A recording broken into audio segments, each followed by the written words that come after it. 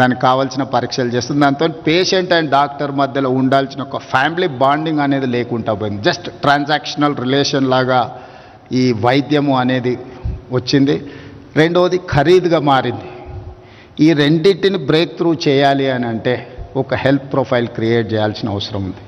ఆ health profile create చేయడం ద్వారా ఎవరికైనా ఎక్కడికైనా వెళ్తే ఆ పేషెంట్కి గతంలో ఏం సమస్య వచ్చింది, ఏ రకమైన వైద్య సహాయాన్ని అందించారు, అత్యవసరంగా ఇప్పుడు ఆ పేషెంట్కి అందించాల్సిన వైద్యం ఏందనేది కూడా డాక్టర్లకు ఉపయోగపడుతుంది.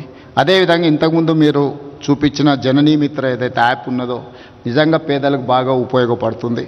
రాష్ట్ర ప్రభుత్వం ఆ జననీ మిత్ర యాప్ను వినియోగించుకోవడానికి మా ప్రభుత్వం తరఫున ఒక అధికారుల బృందాన్ని మీ దగ్గరకు పంపిస్తాను. వాళ్ళకి చెప్తే తప్పకుండా దాన్ని కూడా రాష్ట్ర ప్రభుత్వం వినియోగంలోకి తీసుకొస్తుంది. రీసెంట్గా మిస్ వరల్డ్ కాంపిటీషన్స్ హైదరాబాద్లో మనం నిర్వహించినాం. ఒక పక్కన యుద్ధ వాతావరణం, శాంతి భద్రతల సమస్యలు చర్చలు జరుగుతున్నా హైదరాబాదు నగరం ప్రశాంతంగా ఉంటుంది, శాంతి భద్రతలకు సమస్య లేదు. ప్రపంచ దేశాలలో ఉన్న అతిథులందరికీ ఆతిథ్యం ఇవ్వగలము.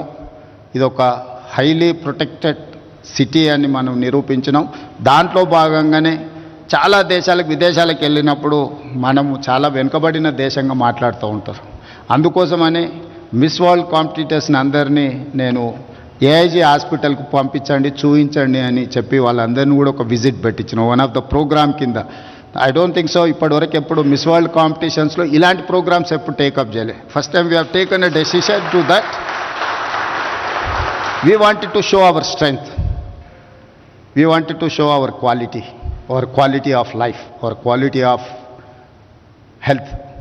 సో అందుకోసమని వాళ్ళని స్పెసిఫిక్ సర్టెన్ ఏరియాస్లో హైదరాబాద్లో ఉండే చార్మినార్ దగ్గర ఉండే మన షాపింగ్ మాల్స్ అనుకోండి, మన చారిత్రాత్మకమైన మన కట్టడాలు కావచ్చు, లేకపోతే మన టెంపుల్ హిస్టరీని, మన టెంపుల్స్ హెరిటేజ్ హిస్టరీని, రామప్ప టెంపుల్ కావచ్చు, 1000 స్తంభాల గుడి కావచ్చు, చార్మినార్ కావచ్చు, ఏఐజీ హాస్పిటల్ కావచ్చు, ఇవన్నీ కూడా ఎందుకు చూపించినామంటే ప్రపంచ దేశాలతో న్యూయార్క్, టోక్యో లాంటి నగరాలు, సౌత్ కొరియాతో మేము పోటీ పడగలుగుతున్నాం, జపాన్తో మేము కాంపీట్ చేయగలుగుతున్నాం అని చెప్పడానికి, వాళ్ళందరికీ అర్థం కావడానికే వాళ్ళందరినీ వీటన్నిటికీ చెప్పడం జరిగింది. ఫైనల్ కాంపిటీషన్స్లో నాకు తెలిసి 1, 2, 3లో ఎవరో ఒకరు రెఫర్ చేసింది. Second winner she has quoted AIG గురించి. అక్కడ కాంపిటీషన్లో సెకండ్ వచ్చిన మిస్ వరల్డ్ 2 ఏఐజీ గురించి ప్రస్తావించడం జరిగింది. ఖచ్చితంగా ఇది మన హైదరాబాద్ నగరానికే ఒక గౌరవం. ఈరోజు ఏఐజీ హాస్పిటల్ గౌరవం కాదు, తెలంగాణ రాష్ట్రంలో హైదరాబాద్లో ఇంత గొప్ప హాస్పిటల్ ఉన్నది అని గుర్తించడం, ప్రపంచ దేశాలందరికీ తెలిసేట్టుగా వాళ్ళు చెప్పడం వల్ల మన నగరం యొక్క ప్రతిష్ట పెరిగింది.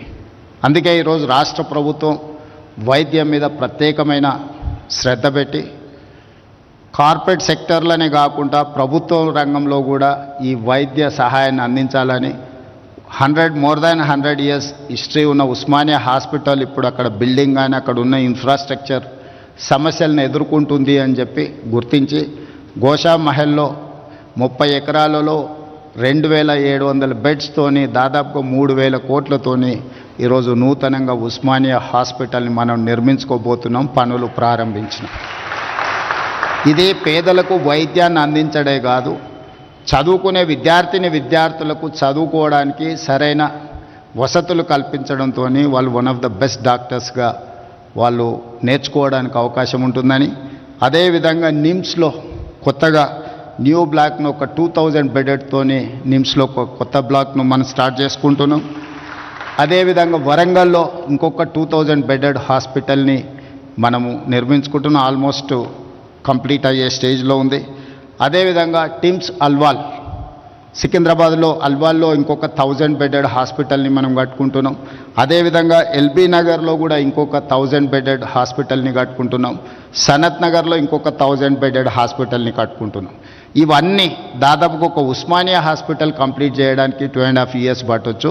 మిగతా హాస్పిటల్స్ అన్నీ కూడా బై December 9th, 2025 అంటే సంవత్సరం ఆఖరు లోపల దాదాపుగా 7000 పడకల ఆసుపత్రులను తెలంగాణ రాష్ట్ర ప్రభుత్వం మీతో కాంపీట్ చేసే విధంగా, అంటే మేము ఏఐజీకి వస్తే ప్రజలు ఏ విధంగా ఇంత గొప్పగా ఉంది అని అనుకుంటున్నారో